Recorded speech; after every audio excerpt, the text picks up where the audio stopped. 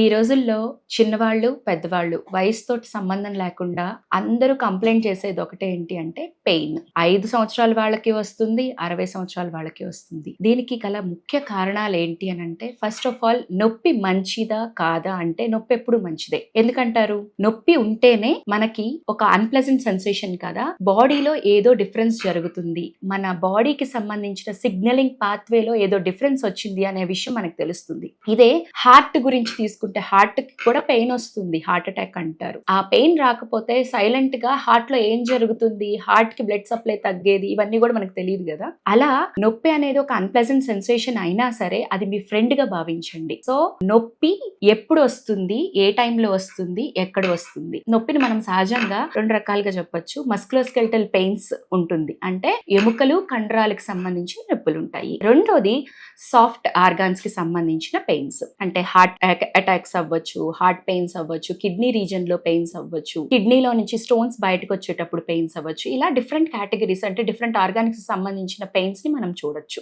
అయితే మనం మెయిన్ గా ఫోకస్ చేసేది, పీపుల్ ఎక్కువ కంప్లైంట్ చేసేది మస్కులోస్కెలిటల్ పెయిన్స్, అంటే మెడ నొప్పి, నడుం నొప్పి, మోకాళ్ళ నొప్పులు, ఇవన్నీ కూడా ఉంటున్నాయి. స్టూడెంట్స్ లో కొంచెం ఎక్కువసేపు చదువుకుంటే మెడ నొప్పి వస్తుంది. ఒకప్పుడు రాని పెయిన్స్ అన్ని ఇప్పుడు కొత్తగా ఎందుకు వస్తున్నాయి అంటే మన జాయింట్స్ ని, బోన్స్ ని, వీటన్నిటిని కూడా సపోర్ట్ చేయడానికి మజిల్స్ కావాలి. ఎప్పుడైతే మజిల్స్ ప్రాపర్ గా ఉండవో, ప్రాపర్ గా దాని ఫంక్షనాలిటీ చేయవో, మజిల్ యొక్క ప్రాపర్టీ ఏంటి?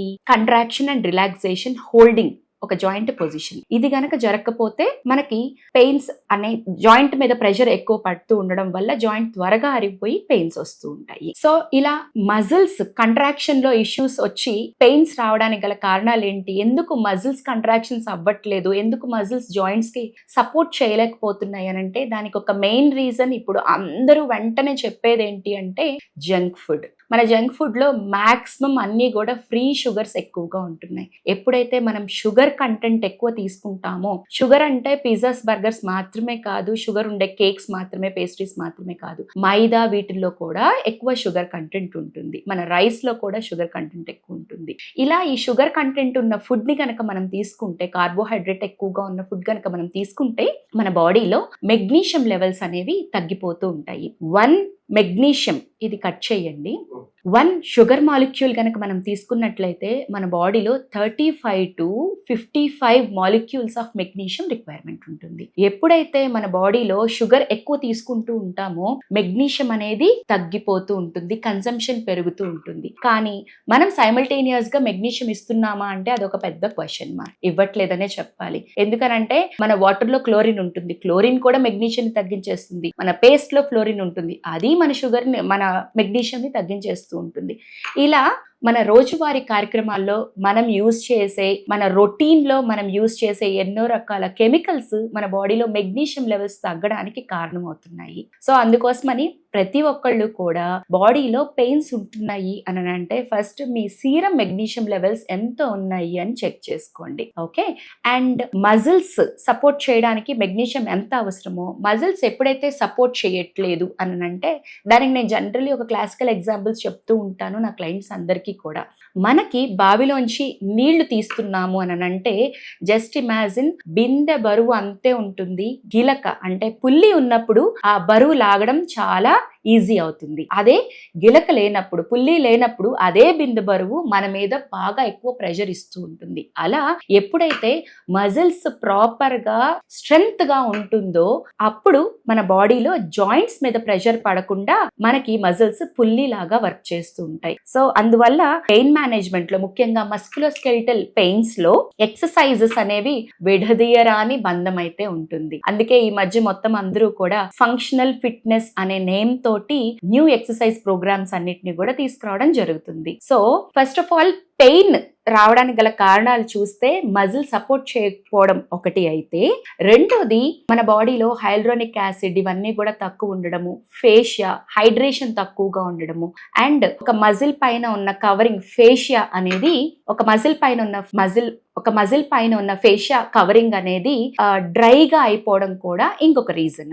అలాంటి కండిషన్స్ లో ట్రీట్మెంట్ మెథడాలజీస్ అనేవి డిఫరెంట్ గా మారుతుంటాయి. ఇప్పుడు ఎవరికైనా పెయిన్ వచ్చింది అన్న వెంటనే ఫస్ట్ యూజ్ చేసేది ఏంటి అని అంటే pain killers. So pain killers use చేయడం వల్ల నిజంగా మనకి హెల్ప్ అవుతుందా అంటే అక్యూట్ పెయిన్స్ లో మేబీ మనకి NSAIDs, non steroidal anti inflammatory drugs అని ఉంటాయి. అవి ఒక షార్ట్ టర్మ్ యూజ్ చేయడానికి మనకి బెనిఫిట్ ఉండొచ్చు. ఎందుకనంటే అక్యూట్ పెయిన్స్ లో జాయింట్ లో ఇన్ఫ్లమేషన్ ఉంది అన్నప్పుడు ఇవి హెల్ప్ అవుతాయి. కానీ డాక్టర్ ని కన్సల్ట్ చేయకుండా ఒక మెడికల్ షాప్ నుంచి పెయిన్ కిల్లర్స్ ని తీసుకొని వచ్చి వేసుకునే వాళ్ళ సంఖ్య రోజు రోజుకి పెరుగుతుంది. ఇది ఒక 10 రోజులు 15 రోజులు కాదు, సుమారుగా సంవత్సరాల పాటుగా ఇలాంటి పెయిన్ కిల్లర్స్ వేసుకుంటూ ఉంటారు. ఇలా వేసుకోవడం వల్ల కిడ్నీస్ మీద ఎఫెక్ట్ పడుతుంది. కిడ్నీస్ డ్యామేజ్ అవ్వడానికి మనమే కారణమవుతున్నాము. ఫస్ట్ పెయిన్ ఎందుకు వస్తుంది అనే దాని మీద ప్రాపర్ రీజనింగ్ మీకు డాక్టర్ ని కన్సల్ట్ అయినప్పుడు వాళ్ళు ఇవ్వగలుగుతారు. ఫర్ ఎగ్జాంపుల్ మోకాళ్ళ నొప్పులు వచ్చాయి. మోకాళ్ళ నొప్పులు అన్న వెంటనే వయసు పెరుగుతుంది, జాయింట్ అరిగిపోతుంది, దీనివల్లే వస్తుంది అనే ఒక అపోహ ఉంటుంది. నా దగ్గరికి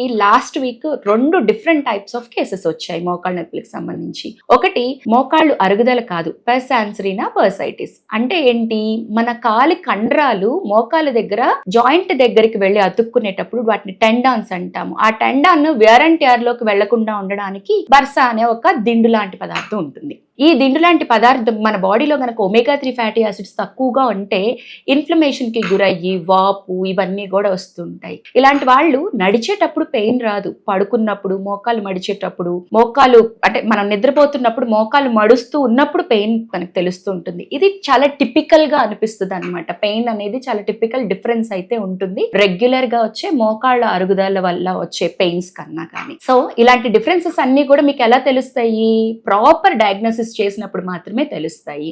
సో ఇలాంటి కండిషన్స్ లో మేమేం చెప్తాము అని అంటే మసాజెస్ లాంటివి చేయొద్దు, ఆయిల్ వేసి రుద్దద్దు. ఇలాంటి చేయడం వల్ల పెయిన్ ఎక్కువ అవుతుంది. అన్ని మోకాళ్ళ నొప్పులు ఒకటి కాదు కదా. అదే మోకాలు అరిగిపోయింది అనుకోండి, yes pain killer ointments, oils చాలా బాగా హెల్ప్ అవుతాయి. అలాగే మోకాల్లో టిబియా ఫిబులా దగ్గర చిన్న డిస్ప్రపోర్షనేట్ అవడం వల్ల కూడా పెయిన్స్ వస్తాయి. దీనికి ఏం చెయ్యాలి అని అంటే ఆ జాయింట్ లైన్ లోకి వెళ్ళి మనం ఓజోన్ ఇంజెక్షన్స్ కనుక ఇవ్వగలిగితే హెల్ప్ అవుతుంది. సో ఇవన్నీ కూడా మీకు ఎలా డిఫరెన్స్ తెలుస్తుంది, ఎప్పుడైతే ఒక ప్రాపర్ పర్సన్ ని ఎవరైతే రైట్ డయాగ్నోసిస్ చేస్తున్నారో వాళ్ళ దగ్గరికి వెళ్ళగలిగినప్పుడు మాత్రమే మీకు ఈ పెయిన్ డిఫరెన్సెస్ అన్ని కూడా తెలుస్తాయి. దీనికి సంబంధించి నేను ఒక ఎగ్జాంపుల్ చెప్పగలుగుతాను. ఒక 12 years బ్యాక్ ఒక పర్సన్ టీ ప్రిపేర్ చేసుకునే పర్సన్ రోజు ఎక్కువసేపు నుంచొని వర్క్ చేసుకుంటూ ఉంటాడు. తనకి చేతిలోకి తీవ్రమైన జాలు తిమ్మిరి వచ్చింది. సో డిఫరెంట్ ప్లేసెస్ కి తిరిగి ఫైనల్ గా నాకు సర్జరీనే చేయించుకోవాలి అని వెళ్ళారనమాట. అలా వెళ్ళిన తర్వాత సమ్ అదర్ పర్సన్ ఎవరో నా గురించి చెప్పడం వల్ల ఒక 2 days లో సర్జరీ ఉన్నప్పుడు నా దగ్గరికి వచ్చి కన్సల్ట్ అవ్వడం జరిగింది.